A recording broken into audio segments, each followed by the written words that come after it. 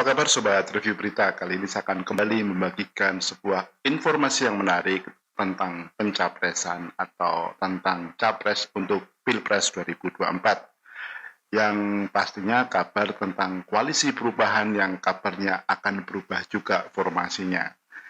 Meskipun kemarin 3 partai yaitu Nasdem, kemudian Demokrat dan PKS bersepakat untuk mendukung Anies, tapi sebenarnya itu masih sebatas retorika.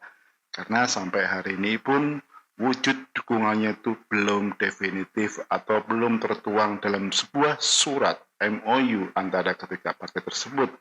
Menurut pengamat politik Hasan Nasbi, sebuah dukungan itu harus berwujud sebuah kesepakatan yang tertulis. Karena inilah yang akan menjadi dasar bagi negara untuk mengakui pencapresan seseorang.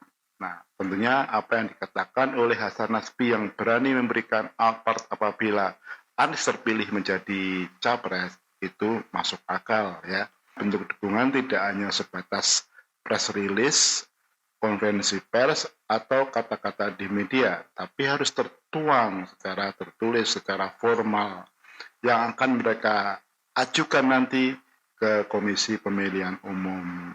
Ternyata koalisi perubahan pun kalau diperhatikan pemberitaan di media mereka masih gamang atau ambigu apakah mereka kalau mengusung Anies Baswedan akan menang atau tidak. Sebenarnya ada suatu hal yang menarik dari pernyataan Hasan Nasbi yang saya kutip dari wawancara di Cokro TV. Dia mengatakan bahwa tidak ada satupun partai yang maju atau mengajukan pilpres dalam keadaan duafa. Artinya dalam keadaan tidak punya uang. Kalau saya kaitkan dengan keraguan-raguan atau kegamangan atau kegalauan koalisi perubahan, ya pastinya itu berkait dengan pendanaan. Karena kalau mereka sudah bersepakat membangun sebuah rumah koalisi, ya artinya mereka harus siap juga siapa yang akan mendanai. Seperti kita ketahui, untuk maju sebagai capres itu butuh dana yang tidak sedikit. Karena tidak hanya modal militansi seperti yang diperlihatkan oleh para relawan Anies. Kalau cuma modal militansi yang nggak akan bisa gitu kan. Karena pemilih itu melibatkan jutaan orang, jutaan pemilih. Jadi kalau dia tidak bisa mengelola ya pasti akan kalah. Tapi sebenarnya kalau kubu Anies sudah menyiapkan kenapa mereka kalau kalah ya pastinya mereka kan mengatakan karena dijolimi, karena memang tidak diinginkan, karena mereka antitesa Jokowi, ya begitulah narasi-narasi playing victim yang akan mereka bangun sehingga seolah-olah apa yang mereka lakukan itu tidak ada salahnya. Karena memang dari awal relawan Anies ini kan digrup dengan militansi agama, ya artinya akan sulitlah kita akan merubah dogma atau patron itu. Karena Anies sudah mereka narasikan sebagai sosok yang agamis, sosok yang soleh. Jadi harus mereka dukung, karena mereka anggap Anies adalah sosok yang baik. Ya, semuanya itu kan framing atau profiling dari media yang dibangun oleh tim kampanye Anies. Tapi faktanya kan tidak selalu seperti itu gitu.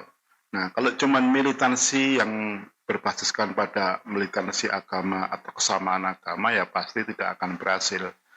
Karena seberapa banyak sih prosentase pemilih yang militan akan memilih Anies dibandingkan jumlah prosentase yang tidak memilih Anies. Nah, ini yang perlu dipertanyakan. Tapi beginilah kondisinya di Indonesia, masih ada orang yang menggunakan cara-cara militan yang menggunakan agama untuk mencapai tujuan. Ya, tentunya tujuan politik, entah itu untuk mempreser lawan mereka, atau mempreser pemerintah, atau mempreser agama yang lain. Sekarang yang muncul di pemberitaan adalah keraguan dari Surya Paloh sendiri sebagai pengusung pertama Anies Baswedan. Memang pada awalnya Nasdem sempat euforia karena dukungan terhadap partai itu naik katanya. Tapi belakangan terlihat Nasdem mulai ragu-ragu apakah mereka akan mengusung Anies atau tidak. Ya pastinya semua dikaitkan dengan namanya pendanaan atau pembiayaan untuk membiayai pencapresan Anies. Mungkin tadinya Nasdem berharap akan ada investor atau pengusaha ataupun siapapun yang akan mendanai Anies. Apalagi kan Anies selama ini kan dikarbitkan oleh Yusuf Kala, ya seorang pengusaha juga. Tapi jangan lupa, Yusuf Kala juga bukan pengusaha yang 100% sukses karena hutang-hutangnya di bank juga tidak sedikit. Di sini perannya Yusuf Kala sebagai promotor untuk Anies, tapi untuk pembiayaan sendiri juga dia tidak mempunyai uang sebesar itu.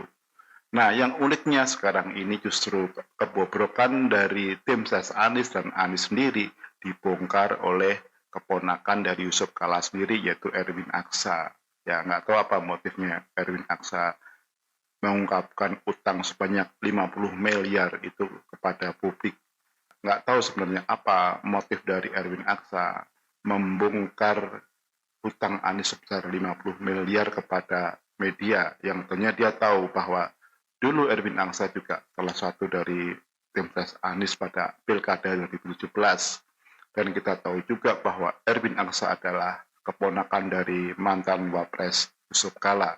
Semua orang juga tahu bahwa Anies adalah profil atau sosok yang dikarbitkan oleh Yusuf Kala. Saya setuju dengan pernyataan dari Hasan Nasbi, pengamat politik, pendiri Serus Network, yang mengatakan bahwa peluang Anies mendapatkan tiket capres itu kecil, ya karena tidak ada partai yang maju ke Pilpres dalam kondisi duafa.